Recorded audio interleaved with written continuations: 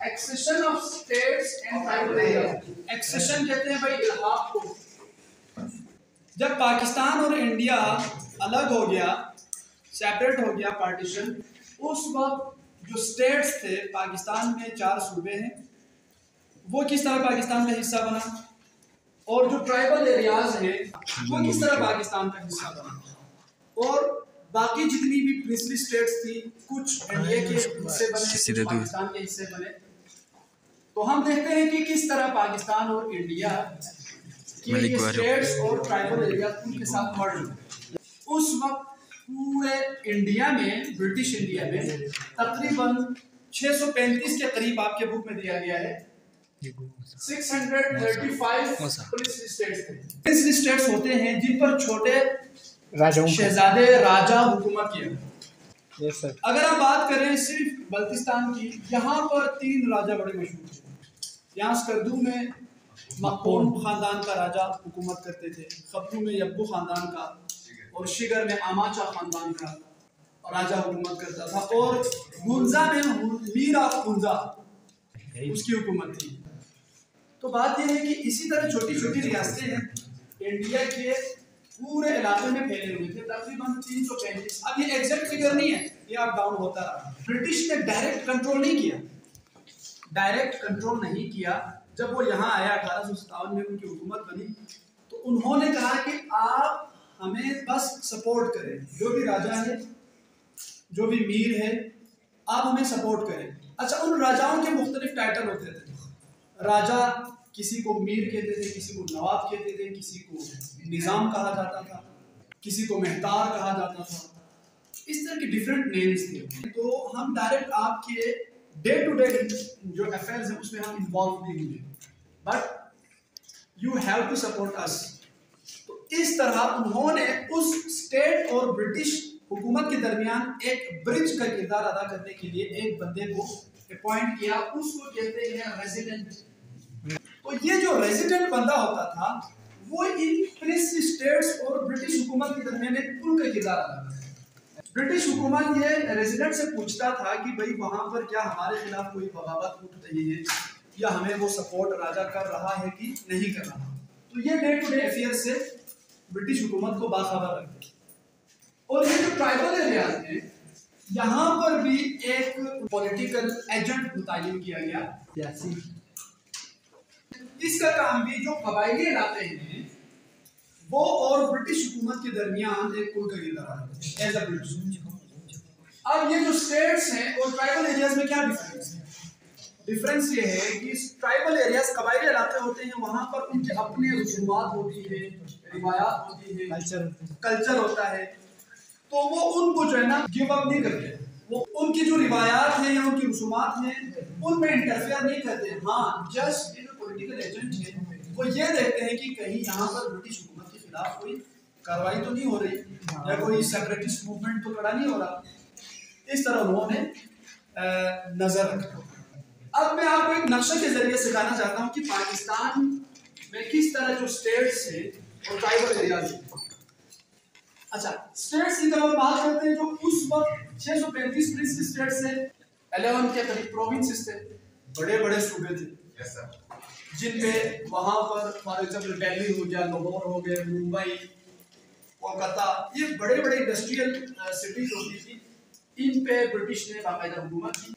इनमें भी कुछ प्रोविंसेस पाकिस्तान के साथ इल्हाक हो गए, एक्सेशन, कुछ इंडिया के साथ हो गए। अब हम देखते हैं कैसे हो।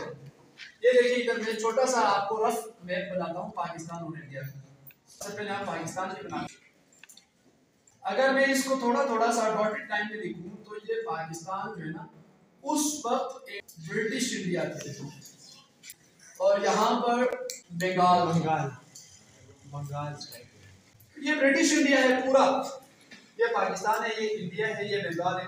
तो ये रफ मैप है पूरा ब्रिटिश इंडिया। तो इनमें 335 प्रिंसली स्टेट्स थे और ट्राइबल एरियाज भी थे।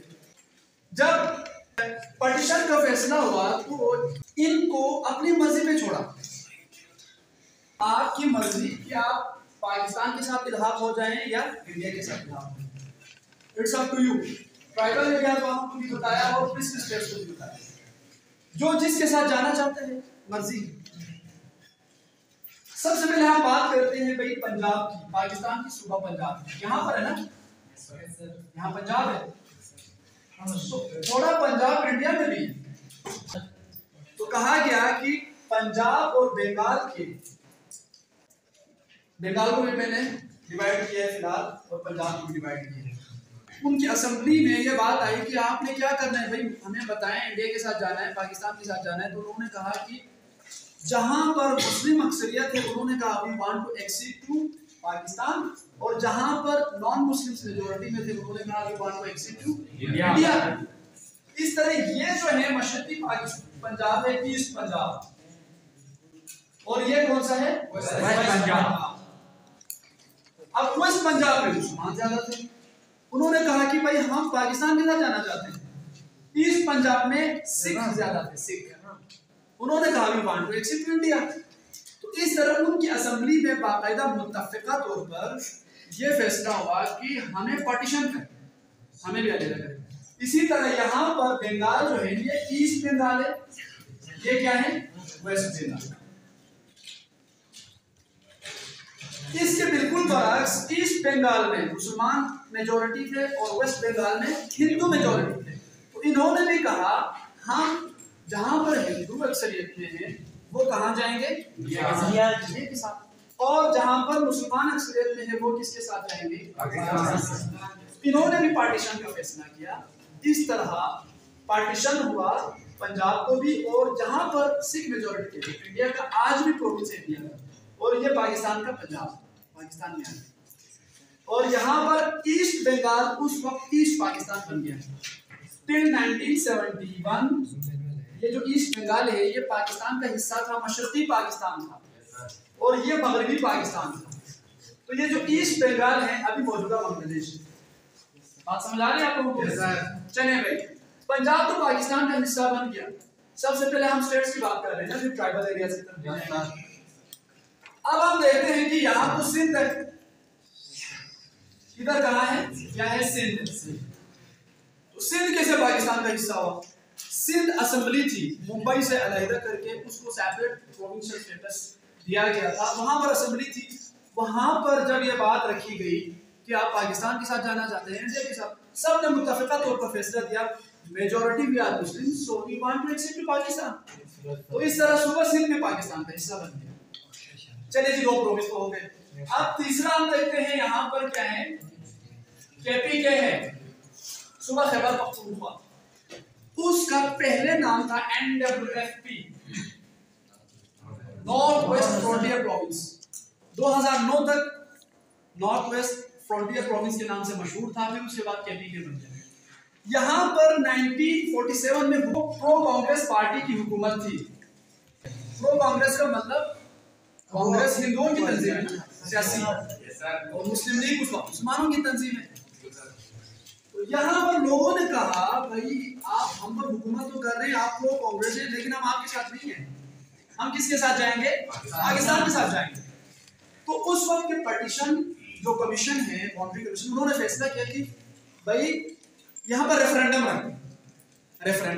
रेफरेंडम का मतलब है उनसे सवाल किया जाता है कि आप पाकिस्तान के साथ जाना चाहेंगे, तो उन्होंने यस या नो में जवाब देना, यस और नो। और दूसरा, क्या आप इंडिया के साथ जाना चाहेंगे, यस और नो। जब रेफरेंडम रखा गया तो अवामी राय होती है असल में, तो उन्होंने कहा कि हम 95% पाकिस्तान के साथ जाना चाहते हैं, अवाम ने कहा। इस तरह वो जो प्रो कांग्रेस पार्टी की हुकूमत तो थी, इसके बावजूद भी लोगों ने किसके साथ जाना पसंद किया, इस तरह केपीके भी पाकिस्तान का हिस्सा बना। अब क्या रह गया, बलूचिस्तान। अच्छा, चूंकि बलूचिस्तान में भी ट्राइबल रिवायतें बहुत ज्यादा थी, तो वहां के शाही जिरगा होते थे, जिरगा जो उस एरिया के बड़े बड़े जो लोग होते हैं उसे चौथी के लोग कहते हैं ना, त्रापा कहते हैं। त्रापा किस्म के लोगों से मुख्तलिफ किस्म के इश्यूज वहां पर खड़े होते हैं, तो वो मिल बैठ कर आपस में फैसला करते थे, ज्यादा वक्त नहीं रहते थे। तो जिरगे को बुलाया गया और सारे अमायदीन बलूचिस्तान से पूछा गया कि आप फैसला करें कि पाकिस्तान के साथ इल्हाक होना चाहते हैं या इंडिया के साथ। तो शाही जिरगा में सबने फैसला किया कि we want to accede to Pakistan. इस तरह ये जो बलोचिस्तान है वो भी पाकिस्तान का हिस्सा बन गया। अब ये जो यहाँ पर फाटा है केपीके में अफगानिस्तान के बाउंड्री के साथ साथ कुछ एजेंसीज हैं, उसे फाटा कहा करता है, फेडरली एडमिनिस्ट्रेटेड ट्राइबल एरियाज। ये 2021 तक फाटा था, अभी क्या सर 2021 तक। अभी ये केपीके में मर्ज हो गई, मिल गया। पाकिस्तान की आइन में अमेंडमेंट करके तरमीम लाके इसको मर्ज किया किसके साथ, केपीके। इससे पहले यहाँ फाटा था। तो ये जो ट्राइबल एरियाज में इन्होंने भी क्या किया भाई, शुरू में ही इस प्रोविंशियल स्टेटस तो नहीं मिला, लेकिन बाद में इनको प्रोविंशियल स्टेटस में केपीके में मर्ज कर दिया गया। गिलगित बल्तिस्तान के बारे में आप लोगों ने सवाल किया कि जीबी का क्या बना। तो जीबी का कुछ नहीं बना, यहाँ पर जीबी है। एक्चुअली गिलगित बल्तिस्तान कश्मीर के साथ लिंक था। जो कश्मीर में डोगरा राज की हुकूमत थी, तो उन्होंने यहाँ पर हमला करके पूरे गिलगित बल्तिस्तान एरिया को कब्जा किया। कब्जा करके वहां का जो महाराजा है वो रूल करता था गिलगित बल्तिस्तान। इसलिए गिलगित बल्तिस्तान को अभी तक प्रोविंशियल स्टेटस इसलिए नहीं दिया गया क्योंकि ये गिलगित कश्मीर लिंक के साथ अटैच्ड है। जो ही कश्मीर का इशू हल होगा तो जीबी का भी इशू हल हो जाएगा। लेकिन इससे पहले कि ये हल हो जाए, गिलगित बल्तिस्तान के जो लोकल लोग हैं उन्होंने खुद आज़ादी के लिए आर्म्स उठाया। यहाँ पे जो सिखों की फौज थी, गंधारा सिंह ब्रिगेडियर, उसके अंदर जितने फौजी काम करते थे, तो उनके खिलाफ गिलगित में रिवोल्ट स्टार्ट हो गया। 1 नवंबर 1947 को गिलगित आजाद हुआ। हालांकि पाकिस्तान 14 अगस्त को, सितंबर अक्टूबर नवंबर 3 महीने बाद गिलगित आजाद हो गया। पाकिस्तान आजाद होने के बावजूद भी अभी गिलगित सिखों के अंडर था। 1 नवंबर को आजाद हो गया। अब हम बल्तिस्तान रीजन की बात करते हैं। याद रहे बल्तिस्तान रीजन 15 अगस्त 1948 को आजाद हुआ।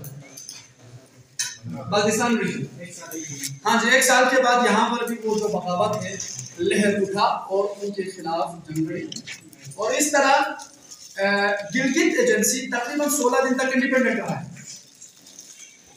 हुंजा का जो मीर है उसको गिलगित बल्तिस्तान का आप गवर्नर जनरल के लिए या प्रेसिडेंट के लिए 16 दिन तक एक आजाद रियासत दी है। फिर 16 दिन के बाद गिलगित में से जितने भी बल्तिस्तान और गिलगित के हमायदीन ने फैसला किया, क्योंकि यहाँ पर 100% मुस्लिम हैं, तो हम किसके साथ इल्हाक होना चाहेंगे, पाकिस्तान। उन्होंने खत लिखा कायद-ए-आज़म को कि we want to accept you. Quaid-e-Azam accepted it और वहां पर गिलगित में पॉलिटिकल एजेंट मुतय्यन किया था कायद-ए-आज़म। तो इस तरह गिलगित बल्तिस्तान भी पाकिस्तान का हिस्सा हो गया।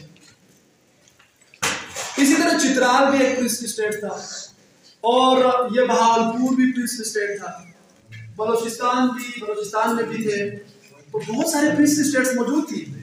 उन्होंने किसके साथ इल्हाक होने का फैसला किया, पाकिस्तान। कश्मीर में एक प्रिंसली स्टेट थी।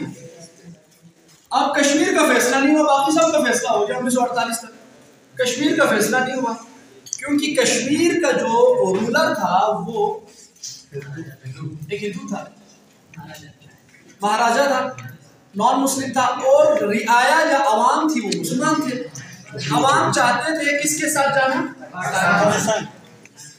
और रूलर जो था, हुक्मरान, वो चाहता था किसके साथ इल्हाक हो, मेजॉरिटी मुसलमान है तो पाकिस्तान के साथ इल्हाक होना चाहिए ना।